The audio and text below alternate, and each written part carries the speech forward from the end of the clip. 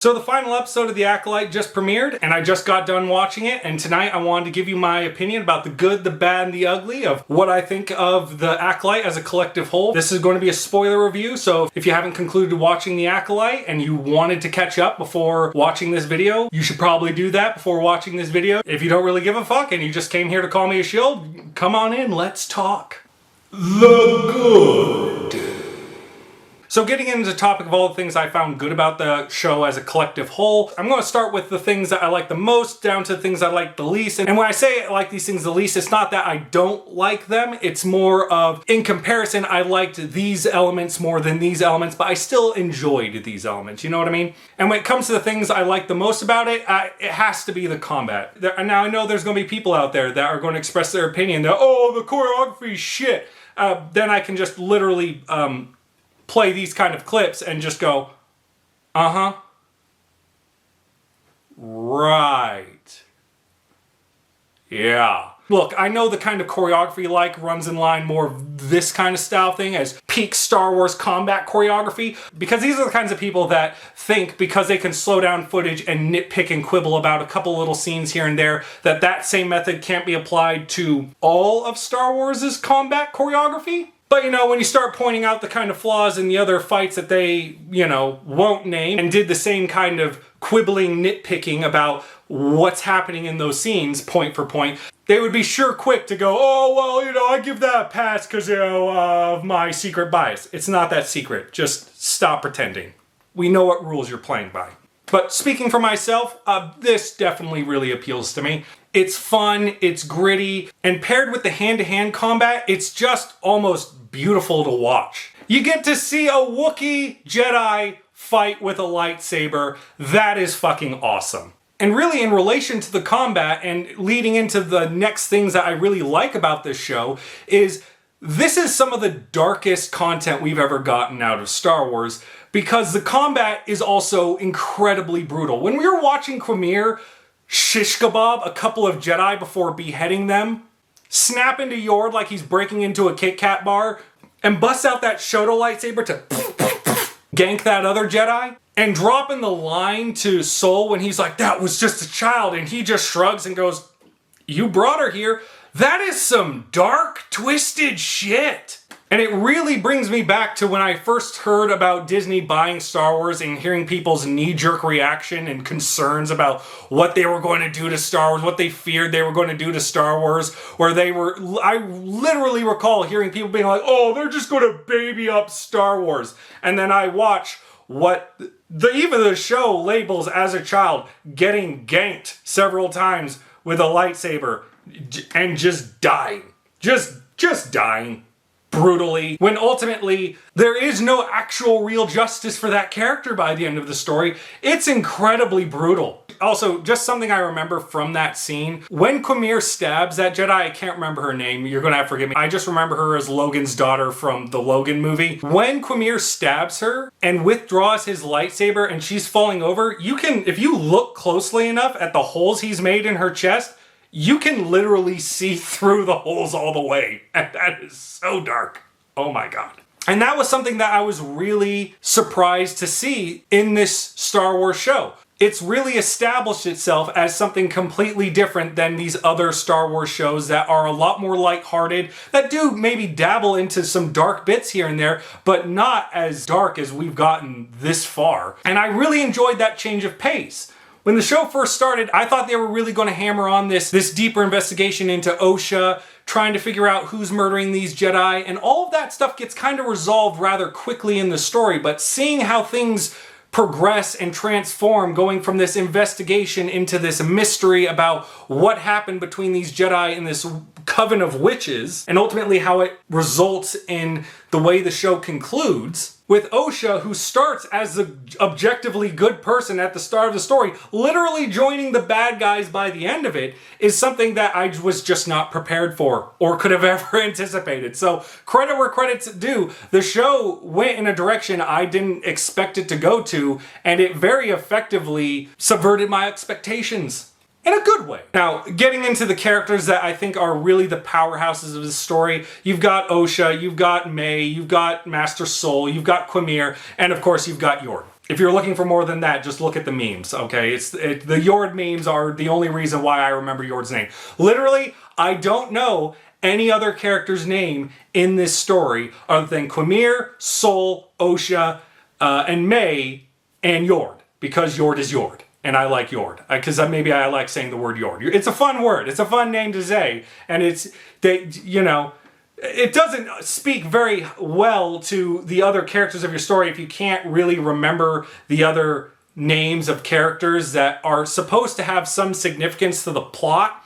But, that's later. We'll get to that in a minute. But these are the main characters of the story, and they do their job very well. I heard that the actor who plays Sol didn't speak English before starting this series, and he learned English just to play the role, and the man did an incredible job being this sympathetic Jedi Master who's got this really mysterious and dark past where he's covered up some really dark shit, and it's been haunting him ever since. And you really feel that in his performance, and that's really good. Now, the most surprising out of all of them had to be Quimir, because the second I saw this guy, I was like, oh, it's the dude from The Good Place, still acting like the dopey dude. Okay, And then as the story progressed and I started to pick up on some things, I went, oh no, please tell me this isn't going to be the Sith Lord, because all I'm going to see is the dopey dude from The Good Place. And then he started, shish kebabbing Jedi and breaking Yord's neck, and I went,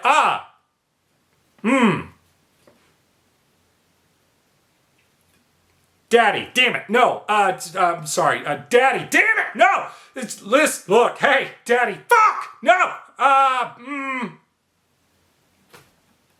Daddy. Really, his performance was really good, and his transformation from dopey dude to sinister, cold-hearted Darksider, maybe he's a Sith Lord, I still don't think they fully cemented that. I know the internet has definitely jumped on that idea, but I still don't fully know. He did say when he revealed himself to Sol that, the Jedi might call me a Sith Lord, might refer to me as a Sith, but that's still very ambiguous, and especially since, Sol dies by the end of the story, no one's going to know either way. There's still no evidence that connects Quimir to the Sith Lord religion, so, But then you have Osha and May's relationship. And throughout the story, I was really compelled watching these two characters interact when they run into each other and having these moral dilemmas where May is struggling to taser her own sister who she hasn't seen and thought she's been dead since she was a child.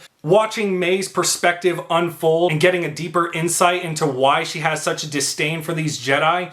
And then watching the two characters reconnect as they start interacting with each other and running into each other more and more and more, along with the fact that they also swap their outfits. So then all of a sudden May looks like Osha and Osha looks like May. I get the symbolism that they're going for. That pays off in a way that I think is really effective.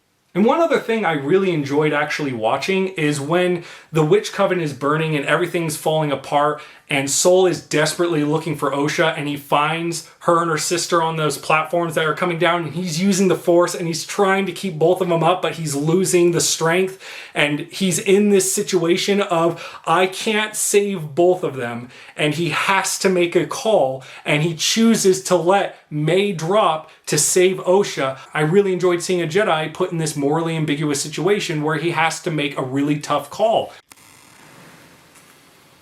The bad. In terms about what I didn't like about the show overall, it really has to do more about all the flashback scenes that we got. And this isn't to say I don't appreciate certain elements of the flashback scenes and the effect it has on the overall story. It's just in terms of the story as a collective whole, I found myself far more compelled at the present time, following the characters at their older age, than in the flashback scenes when they're portraying their younger selves. And really, I think if I'm being honest about what it actually is that's causing that momentum loss for me, has to do with the kid actors. Now, I don't want to throw shade anyone's way. I get that they're kid actors and they're doing their best. It's just Game of Thrones has sort of ruined me to what I should expect from child actors. And in my opinion, out of everyone else in the story, when you have all these more professional and experienced actors performing, which do you want to watch? The kid actors doing their best or the more experienced actors just doing what comes natural to them? I want the older actors. And I actually found myself at times when it came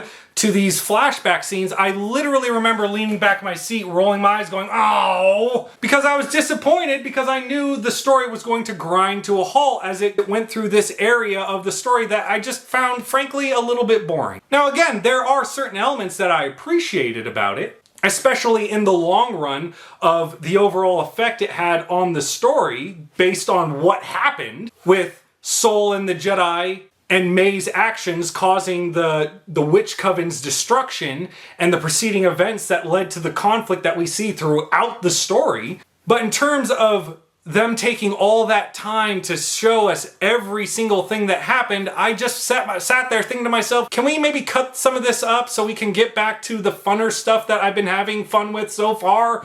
But, you know, credit where credit's due. It did resolve an issue I had earlier in the story where May wanted to stop Osha from going to be part of the Jedi, and she confronts her in a room and then it's just like, I'm going to kill you. And then she just leaves the room, and then from Osha's perspective, she just sets fire to the door and starts trying to burn her alive. And then when Osha escapes and all the destruction of the fortress they're in is happening, and they rerun into each other, and they're all of a sudden like, oh, well, let's get back together, sister. Like, in my perspective at that time, if I was in Osha's situation, I'd be like, yo, fuck you. Like, what are you thinking? You just tried to burn me alive.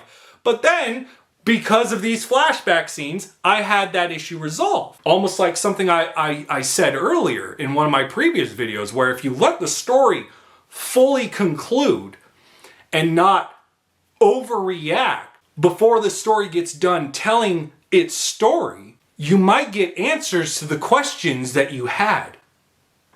Wow! And would you look at that? I got those questions answered. Because what it turns out is May didn't intentionally set the fire. She was just burning Osha's little Jedi book that she got from the Jedi to try and, you know, do that mean sibling thing where it's like, I'll destroy this because this is what's tying you to the Jedi. And if I burn this, then, you know, you won't become part of the Jedi because I've got that stupid child sense of thinking. But then the fire starts getting out of control and you literally see her go, oh shit. And then the fire gets out of control and it wasn't what she was intending, and she does the first thing any normal child would do in that situation, which is run to mom. Now, getting into the more pettier things that has to do with these flashback scenes, honestly, when it comes to the weakest elements, it's all here at this point. And not necessarily because of the Witch Coven's actions, it just has more to do with just the way things are executed, the way things pan out. And yeah, you know what? I'm willing to agree. There's some things that happen during these times that the most wonkiest parts of the story happen here. For example, all the witches suddenly Phantom Menace style die when their connection with the Wookiee's broken, that they're mind controlling. And it's like, why did they all die? That seems weird. Like, there's no real explanation for why that happened. Cool, I guess. And you know, the most interesting member of the witch cult, which is the Zabrakian mother, who by all of my opinion was the most badass member of the group, just flat out disappears. Like, I didn't see her amongst the Witch Coven that all died when the connection with the Wookiee was broken. And I just was like, well, where is she? Is she still out there? I don't know.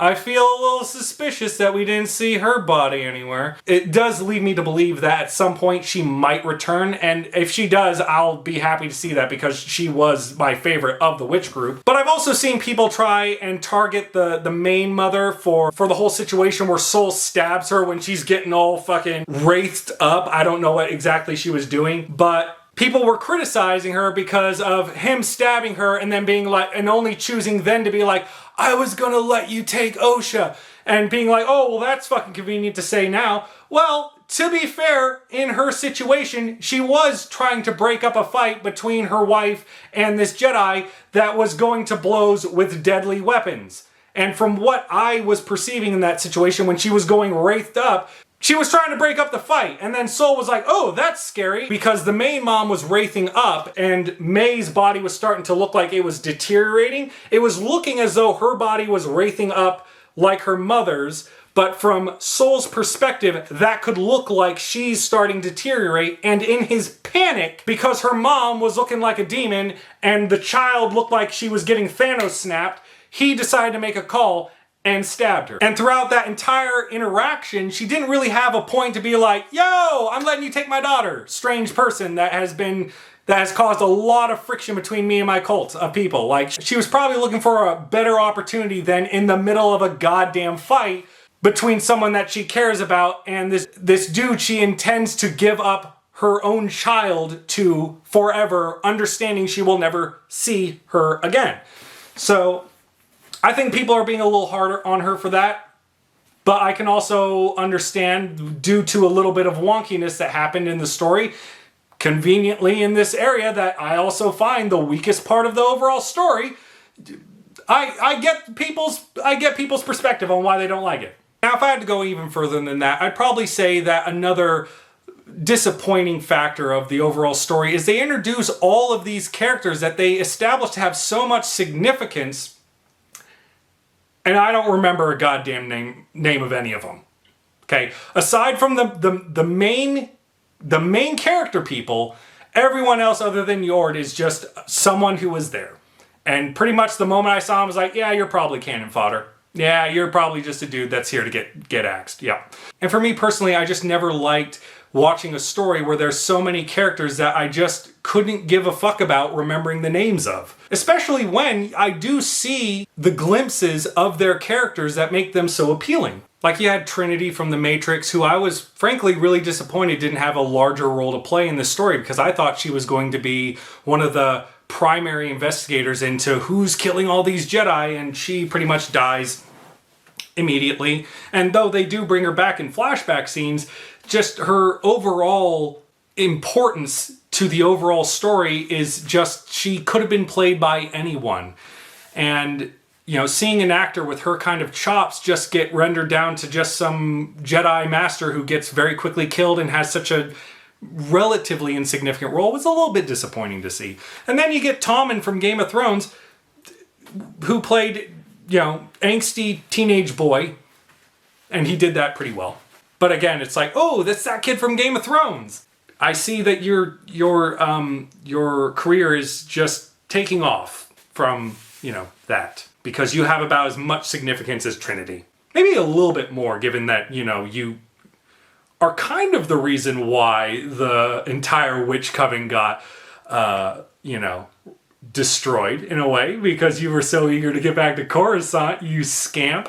But really the most disappointing thing is the loss of characters like Yord and Logan's daughter from Logan, because I was actually really enjoying seeing their characters develop and seeing their personalities and their interactions with Osha, that I thought, oh, these are characters that I think are probably going to have a more significant role to play. And then Quimir snapped Yord's neck. And then I immediately went, oh, so they're like all going to die. Okay. And lastly, on some level, I do have to agree on some level. The Witch Coven thing is pretty cringy in a lot of aspects. But, you know, to be fair, not every witch coven can be a bunch of goth Amazonian BDSM witches. I'm not entirely certain why not, though. God damn it. But in the more global scale of all of Star Wars lore, if you're going to look me in the eye and tell me Star Wars has never dabbled into the cringiness, not once, you're lying only to yourself, buddy. I swear, certain Star Wars fans just hold Star Wars to a standard it has just literally never achieved, at least by their own standard of how they nitpick things apart. But, you know, whatever. But look at me. I mean, this is all supposed to be a segment about what I didn't like about the show, and I'm trying to find reasons why they're just not as bad. But I mean, these are still the elements of the story I just found the most lacking. That's the purpose of the bad section of this review. And in terms of all of that, that is where the show is the weakest. Flashback scenes, relatively minor characters being of little importance to the overall story, that, you know, with their the acting chops of certain actors that they got to play the roles you would think would be more important, but just aren't. And just, you know, the cringy witch stuff. The cringy witch stuff. That's, you know, in terms of everything, that's just not that bad of a list to be that upset about. But let's get into the ugly truth. And the ugly truth. Yeah.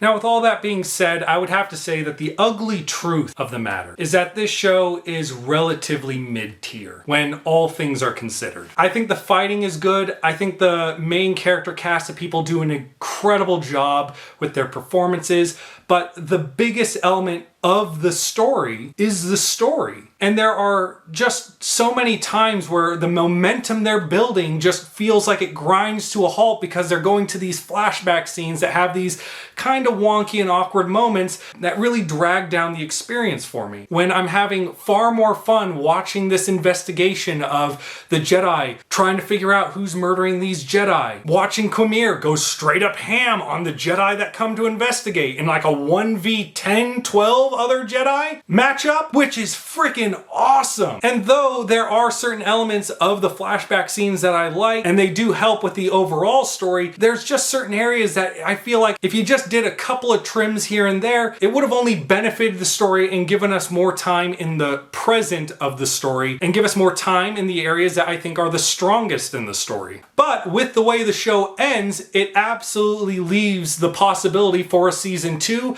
There's a lot of talk going on right now with it trending that people want there to be another season to The Acolyte. And the very creator of the show has talked about having plans for multiple seasons if they get greenlit for them. So there's a lot of opportunity for this story to advance. And if that's the case, then this being just season 1 of what could possibly be multiple seasons of a saga in the Star Wars universe, it leaves me feeling less bad about giving such a low grade for this story so far, because typically in a series that goes on for multiple seasons, the first season is always typically a little bit rough at the start. And then as the story progresses and the characters evolve and the actors get more comfortable in their roles, everyone does a better job. And you can literally see that just by looking at the Clone Wars. When it first started, the acting in that was pretty rough, but as the actors got more comfortable with their characters and the story progressed, you got some of the most emotional and powerful scenes we've literally ever seen in any live action film. And it's all happening as a cartoon, and that's awesome. So it leaves me with some optimism that we'll be getting that kind of payoff in the end someday, if they get multiple seasons, which, given that the show has had such a high viewership throughout all this time, despite the backlash that people have given it, I say it's pretty promising. But if you're one of the people that I've seen complaining about the story for things like the show being demonic, costumes looking like shit, the combat choreography being shit, being as vague with your displeasure of the story as just saying, oh, it's bad writing, but don't explain what's actually bad writing about it, or any of the people that would still say that, oh, this story breaks canon. We're almost a month, I think, from my first video asking for any sources that prove so, and not one of you has had the balls to just drop a link, drop a source to prove that. Or if you're one of the people who, I don't know, had the disposition of thinking scenes like May disguising herself as Osha is stupid because, oh, Osha has a big tattoo on her forehead, and Soul would have seen that immediately. Through the bangs that entirely eclipse her forehead, you fucking muppet. Maybe you should go back to screaming about pronouns in video games. Just saying. Like, if you're one of those people, like, don't really expect me to take your argument seriously, because your arguments aren't serious. You're padding the list. And the only reason you would pad your list, you can't point to anything specific enough to warrant this level of distaste. Now, I know for a fact there are people who've said that, oh, this show's been so bad, I not only stopped watching the series like halfway through, I completely unsubscribed to Disney Plus. Good. I don't expect to hear any more about your opinion in regards to this show until you finished watching the series, though. But I'm proud of you, though, for making that decision to remove yourself from the equation. Very good. Maybe after some time and all the hysteria dies down, maybe at some point you'll, realize, hopefully, that you've made a very knee-jerk and impulsive decision based on hysteria, and maybe give the show another chance. And maybe by the time you watch the entire series from start to end, you'll be pleasantly surprised like I was. But if you're actually going to sit there and say that this is the show that made me just quit Disney Plus forever, your loss, I guess. I don't know what to tell you, but I mean, again, I support your decision to do so. You don't have to like the show. If you're at this level of such distaste for the show, if you are this disappointed with the quality of the show thus far, I don't actually think you were ever giving the show its fair chance to begin with. I think you probably went in with some piss poor expectations, and you've let those expectations ruin what could have been a really fun time for you. But either way, I don't expect to hear about your opinion on this matter anymore if you have not watched the series from start to finish. You can still think the show is bad, but if you have not watched the show from start to end, your opinion on its overall quality is kind of irrelevant to me. Anyway, that is the good, the bad, and the ugly truth about The Acolyte. But that's just my opinion. Anyway, comment below, let me know what were your thoughts about The Acolyte. I'm sure there's going to be a lot of you that were disappointed. But, if you like the show, spread the love. And maybe, enjoy the fact that there's a strong possibility we're going to be getting a season 2 and possibly more. Only time will tell. See you next time. Bye-bye.